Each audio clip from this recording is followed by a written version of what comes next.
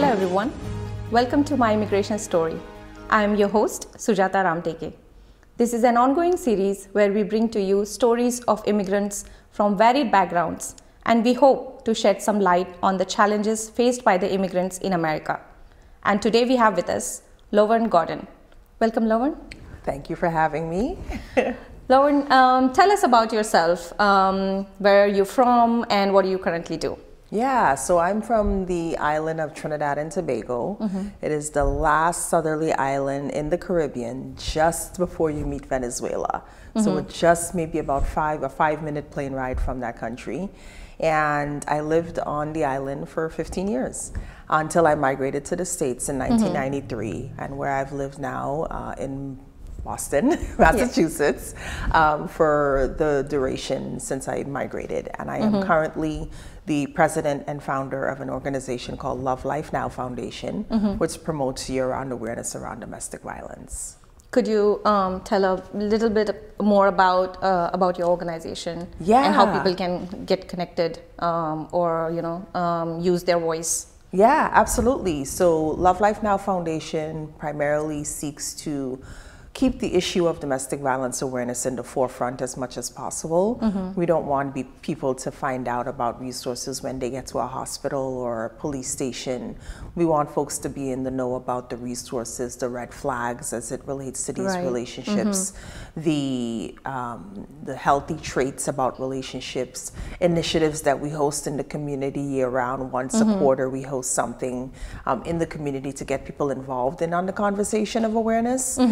And then also we try to point people in the right direction for help. So we do that through, throughout the year, and people can find us on the web at lovelifenow.org, or they can call or text us at 888-556-9876. Amazing. That's amazing work. Yeah, and it's a very serious issue. Absolutely. And I'm very glad that I'm meeting you, and we are trying to bring this out through this show Platform. as well. Yeah. So it's hopefully we can only hope that these issues get resolved. If not completely, at least proactive actions needed in this this area. Absolutely. Awareness brings about prevention. The more we know, the more apt we are to possibly do better as it relates to this issue. It's been quite heavy in the news with various cases that have happened, over the last couple of months. But again, I think the more we educate folks, not just, people that are involved in these relationships, but people, teenagers, young adults, to be able to prevent folks getting into these types of relationships, I think the more prevention that will prevail. So yeah, definitely. And this is a worldwide issue, it's a social issue, I think, everywhere. I immigrated from India, and in mostly the rural parts of the country, I have seen this happen a lot. Domestic violence cases have been a lot. And the bad part is, people are not made aware that this is an issue, and even if they are made aware by some way, there are not measures that are taken to kind of prevent all this, violent activities. So, I'm so glad you are working, on that. It's one of the issues that even I advocate for. So it's really good to know. Yeah, no, absolutely. So, even as much as I love living on the island of Trinidad. As you said, it's a worldwide epidemic. This issue was very much a part of my community and even a part of my home. And so growing up on the island, it's very much known for its rich carnivals and its rich culture and music and food, but it's also rampant with domestic violence. And so for 15 years, and the time that I lived on the island, this was very much a part of, as I said, the fabric of my community and even my home, where our father brutally abused our mother, and I watched that happen. And for all intent purposes, from the outside looking in on the United States, I kept saying, once I get there, or if I get there, that this would never be the case, right? And I would never let anybody treat me the way that my father treated our mother. Yeah. And unfortunately, again, it's only till you get, and you migrate and you come to the States and you understand that what you've been seeing from the outside looking in everywhere. It's a complete deception from what the real life of migration is, right? Yeah. So besides the culture shock, coming here and then myself falling into a relationship, even though I had seen what it looked like full on to be in an abusive relationship, I still missed the red flags of what it meant to be in one. Yeah. And I ended up in one, and quite honestly, it was no different than living on an island and experiencing it. Yeah. There's that, I think that carries over no matter where you live, no matter where you migrate from. This issue is so pervasive and it presents itself in so many different ways that you're not, if you're not educated on the red flags, if you're not educated on, what it looks like to leave and leave safely, these are the things that you're going to run into no matter where you are. Yeah, I agree. You mentioned you migrated in 1993. So, it's like, what was your first visa like when you came to US? Yeah, so my father, who was the abuser in our family, I was the third of 5 children, the middle child. And he saw in me what he thought was extra potential. And so by the time I, was 13 years old, my grandparents, who had lived in the States for many years, beginning in the 70s, had said that we want her. We want her to come here, and we want her to get as much opportunities as she can. And would you let her come and finish high school here? And he obliged. And I was ever so more grateful because, one, I wanted to leave, what I saw was the violence in my home and my community and experience something different. Experience what I was watching on Sesame Street and on The Cosby Show or, LA Law. I wanted to be Blair Underwood, okay? Oh, wow. I wanted to be in a courtroom like Felicia Rashad, who was this mom on The Cosby Show, and, litigating. And, quite honestly, I also wanted to prosecute men like my father. Like, my ultimate goal was to become a lawyer so that I could That was the inspiration and motivation to go. One of them anyway, right? And, by the time I migrated, I came here on a student visa, and I was able to finish school here. But during that time, I also was not afforded opportunities because of my immigration status at the time. Yes. Being on a student visa, you have your peers that are starting internships by the time they're juniors and seniors, and you're not allowed to do that because and that's a big drawback. A huge drawback, right? Yeah, I would feel the same. Yeah, and so you're bright and you're articulate and you have all the qualities, but you cannot go further because you're here on a student visa. So that was one. And then by the time I graduated, I then had to go back to Trinidad to get my permanent residency status solidified. And you couldn't do that if you were living in the country, and I didn't want to overstay my time. So I went back to Trinidad, and it took another 2 years for that to come to fruition. So once I got my permanent residency, I was able to come back to the States, but now I'm also 2 years behind my peers. So my peers had started college right after high school, and I was now 2 years later starting that process. So I think coming back, at this point in 1998, and finally getting a job in, entry-level corporate America, and then now starting Suffolk University at nights for advertising and marketing. I'm saying to myself, okay, I can catch up. I can do all the things. But because I was also now getting involved in this, my first serious relationship, which ended up being abusive, that flipped everything that I was trying to achieve on its head. So the abuse, there was jealousy. There were times that I was, had to do group projects with guys that he didn't approve of, and failed those assignments because I was not present. There were times that I would have to do assignments that he would come and say, what about our time? And then you're feeling guilty because here's this person wanting to give you 100% of their time, and you're not being able to give that because you have school. So you put you put the homework assignment to the side and say, I'll get to it tomorrow because he's here now and I need to get. And this was all paranoid behavior that I didn't recognize as control and power and control over me. Yeah. So that being said, even though I was, sort of getting or trying to get a hold on, being 2 years behind because of my immigration status at the time, and now being able to sort of pursue that, I still fell behind. I ended up flunking my first year of college because of the abusive relationship. I kept everything that was happening with me private from my boss at work, because I didn't want to get fired, right? One of only two black women in the office. You don't want that stereotype to follow you that black women bring drama, right? And so you kept it private. And so, there were a lot of factors that, over the years I'd heard, many different stereotypes being placed upon black women. And I didn't want it to fall upon me. And, as an immigrant, there's just that added level of pressure to perform at your best and do better, because you've been given an opportunity and you don't want to waste it. And, we have people back home that are looking at you to do well and to do better because you've been given that opportunity. So I think a lot of those pressures in the very early stages played a very huge part in who I saw myself as. So there were like a lot of challenges, like when you mentioned about like women, with women there are already challenges. Right.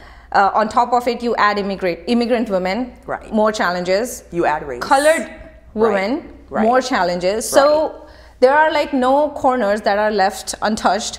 You have challenges from all sides, like all 360 degrees, and you are at the center and you face it. Yes. And that I have heard from a lot of immigrant women, women of color, and I'm hearing it from you. And these challenges kind of, I have believed these challenges have pushed us to do something better than, even what we think we were capable of. Right. I think the pressure of doing well despite the color of your skin, despite where you come from, despite your accent. And I will tell you that, the pressure primarily on me that I put on myself to assimilate started very early on. I mean, from jump when I started high school, the idea of sounding different, right, with my dialect, my Caribbean dialect, was almost out the door. I didn't want that. I didn't want to be looked upon as different. I wanted to do my best to assimilate, to become one of the many. And, and not to say that I lost, I thank God that I had a house full of folks where I was from. My grandparents, my family, they owned a 3-story house in Dorchester, and their dream was that they could help bring family members, and each of them would have a floor to live on, right? And that didn't end up happening, but some of them were able to. So I had my grandparents, I had my aunt and her fiance on the 2nd floor, I had cousins on the 3rd floor. So I was full of my culture and what home looked like there. But as soon as I stepped outside, again, the pressure to assimilate was on. The way I dressed, the way I spoke. I quickly developed some sort of American accent, and again, to try to fit in. And it wasn't until many years later that I was like, my gosh, I am who I am because of where I come from. And I'm different. Like, different. Have that mindset that I'm different. Why do I have to go and become one of the many when I can stand out? Exactly. And so even today, I still speak with an American accent, but my God, I will talk like a Trini when I'm ready, okay? And it's okay, right? And that's what it's welcome, because many people, what I understood is that many people come here, and then even the folks that live here, they go to the places that we come from. And they want to enjoy our culture. They want to enjoy our food. So why can't I merge those two worlds and have it be amazing thought? Okay. Right? You're just okay with who you are, where you come from. But I think, coming here as a teenager and sort of being thrust into the high school setting, I think, again, for me, the pressure was almost immediately on to just perform and be a part of, like you said, one of the many. Yeah. So you mentioned about the, you know, when you were with the family, it was, you know, you're from your culture, like, but when, as soon as you step out, there's like a culture. So what was your culture shock when you know, when you came when you were a teenager? Right. Versus when you came after 2 years, were that the same, or did it change, or you were like, oh, I'm used to it, I know how things are? But specifically, like when you came for the first time, what were the cultural shocks for you? I think, again, because the idea of what we had as a picture of what the United States was solely based on TV, right? What you were viewing. And so in Trinidad, I mean, back in the 80s, we had 2 specific channels that we were allotted on the island. And one of them showed a lot of American programming, and a lot of the others showed a lot of local programming. And so the American programming, a lot of it was, like I said, Sesame Street, Saved by the Bell, you know, shows like LA Law, The Cosby Show, Family Ties. I'm very much dating myself. I was born in '77, but really knew myself in the '80s. And so Give Me a Break, you know, just all these sitcoms that were really popular at that time.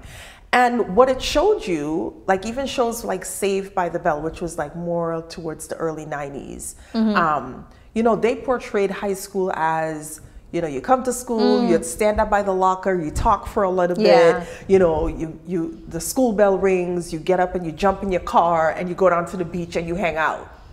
Clearly not the case. Because, you know, not every high school is in LA, and not every kid is gifted a car when they're 16, right? So, you know, I think that was a shock, because coming into the high school that I lived in, my grandparents lived in Dorchester, which is, you know, city and urban and all of that. And I went to a school in Hyde Park, and there's no beaches around there. And there's a lot of black kids, and some, you know, white kids were in the minority in that particular school. So, you know, the demographic looked different from what you saw on TV. And so, you know, there were a lot of things, even the way that kids spoke to each other. So, you know, some of the slang that they would use. I remember one of the boys, the first couple days of school, he said to me, "Dang, baby, you got back." Meaning he thought that my back section looked a little big. And I remember being, how dare you? You know, like, how dare you speak to me that way? You know what I mean? And it was because, again, back home, you know, even guys, you know, they try to pick up on you, but they do it in a different type of way. And so, you know, even the very early days, it was like, okay, this is not Kansas anymore. Like, you know, automatically that things are very different. And again, it's not what you've seen on TV. So I think those years, those formidable years, 15 to 18, it really kind of groomed me for the next set of years, you know, once I came back after 2 years, to be able to know, you know, now you're a young adult, you're 21, you've had those years to sort of see that what you've seen on TV is not what it is. And I think it really prepared me to enter corporate, and then, like I said, you know, start college with a sort of a level of understanding, as opposed to someone coming straight from where they migrated from and coming into like a college setting, right? So I had time to sort of be groomed into because you were here before for a few years. But then when you went back, did you when you were coming back here, you went to your own country, then come back here, so did your perception about US change, and you thought that when you went back was like, oh no, you know, this place is more cozier because I have been there and I don't feel that way, what I used to think before? Did that like change at all when you came back? I think my perception of my own country changed. That's interesting. It wasn't so much because, again, I think I got the ground level, the base level of what America was. I understood that money didn't fall on trees, and that you couldn't just go down to the bodega and buy something because you had to, right? You have to work for what you want. I saw my grandparents having to work. My grandfather, God bless his heart, he worked in a bakery for all the years that he in a Jewish community for many, many years. And then my grandmother, she worked as a hostess at Marriott Copley for many years. And so, you know, and they loved what they did, but they had to work. I remember one of the supplements that they used to sort of help them pay the mortgage was we would have after-hour parties. And these parties were, you know, the parties that you went to after the clubs let out at 2 o'clock. Yeah. So you came to a basement party where you paid like a cover charge, and then you had obviously a liquor license where you could sell liquor to folks and play music and whatnot, and that went on from like 2 to like 5 in the morning. But that's the way that they supplemented, you know, the money that they weren't making on a day, you know, their 9 to 5s to be able to help pay the mortgage. So I saw all of that. I saw that it wasn't, you know, downright tough, but it really wasn't super easy either. Yeah.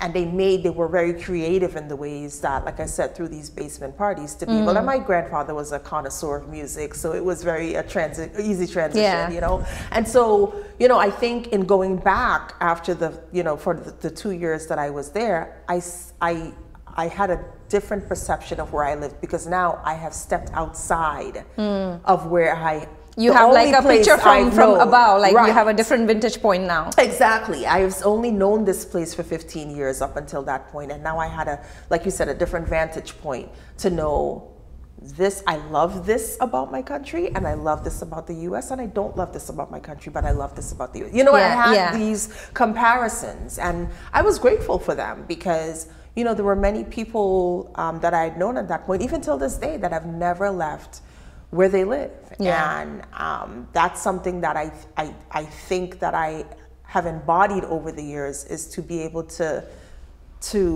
see other places. Like I make it a point every September to visit somewhere internationally different and stay with the locals, because I want to know more about other experiences. I want to it broadens your horizons. It broadens the horizon. And so I think if nothing else, that's what it's pushed me. My immigration story has pushed me to want to know more about others. And, you know, I wore this shirt today specifically because of that. You know, you want to be able to embrace others and what they bring to the table, more loving, less judging, right? To be able to understand that everybody is different, but we're still very much all the same. Because there are many things that I could look at. You know, I just came back from Tanzania, Zanzibar, Tanzania, in September, and, you know, looking at some of the ways that they sort of the culture norms, I can see a lot of what we do in the Caribbean is the same, right? And, you know, some of what they do there is relative to what happens in the U.S. So it's just like all, you know, the more we are different, there are even more ways that we're the same. Similar. So that's, you know, I think that's what I've taken away from it. When you mentioned the opportunities, you know, I from my standpoint, I feel America, when everybody says America is a land of opportunity, yes, it is, but you have to work for it. You have to work for it. You have to be in a position and in a mindset to find those opportunities for you. So, and that's when you kind of, you know, work towards it, and you realize your dreams and, you know, whatever you came here for. But without that, there has to be some drive behind it. Right. You know, you can't come and do the same thing that you've done where you've come from. Right. You have to, like, networking is a big thing. Put yourself out there and meet new folks and try new things and go new places. And I think, you know, like you said, there are many very different opportunities. I don't think a lot of people are afforded a lot of the same opportunities, even though there are very many that are available. I will say that. But I think if you sort of brush that off, the idea that, you know, some group of folks might be saying, you're not welcome here, or you're not, this isn't afforded to you. I think if you brush that off and you go to the next door and say, I'm here, you know, and keep presenting yourself. Having that courage to go on and not get afraid by the rejections, and just look to the next door. Absolutely, because the many no's will bring you to your next yes, that where you are valued. And I think that has pushed me, and that's probably my sales mentality. That was one of my first jobs in the US was, you know, sales and marketing. And, you know, I think, again, just having the idea of, you know, your 15th no could bring you to your next big yes, right? Has always driven me, no matter what I'm doing, you know, and I think that really has been a driving force. So, Lovern, it was like, lovely to talk to you. Yeah. I would have loved to talk more I and, know more. We can talk for as many hours as we want. I think so. We have so much to, share and talk. And because we have worked in so much of varied varieties, I myself have like worked in marketing for some time, sales. I do a lot of like, now I'm doing shows, and I go out, meet a lot of like, now getting involved with entertainment. So, when you do, different things and you are, you take that risks in life and meet people, I think always, new opportunities come up. I wouldn't have even thought that I would be doing this like 6 months back if I haven't met Jury, like, So these things like happen like one after the other. You just have to be open to accept. Yes. It was lovely talking to you. Any last thoughts for our audience? Gosh, I would say if you are new or know someone that's new to the US, reach out. Sometimes people are just waiting to spill all about their experiences, where they've come from, what they're looking to do. Just open your heart, open your mouth to say something to someone. I think that's where it starts. It's just having a conversation with someone who may not know the ropes, and not necessarily having to take anybody under your wing, but sometimes all it takes is a conversation, and you might say, I think this would be great for you, or this is the person that you should meet. And I think, once we're open to doing that, I think everybody's immigrant story can turn into a beautiful one. Oh, that's an amazing thought, and that is so touching. I believe it's lovely, just to think that, what you said last, that every immigrant story could be, an amazing and incredible story of faith and endurance and courage. If we are open to sharing, It's amazing. Thank you so much for coming here and talking to us. I'm sure audience will love each and every word that you said. It was so inspiring to me, and I think everyone who listens to it. Thank you so much. Thank you for having me. Thank you everyone for watching my immigration story. I am your host, Sujata Ramteke. You can watch this show online on the local channels or on our website, fcta.org. Thank you. I'll see you next time.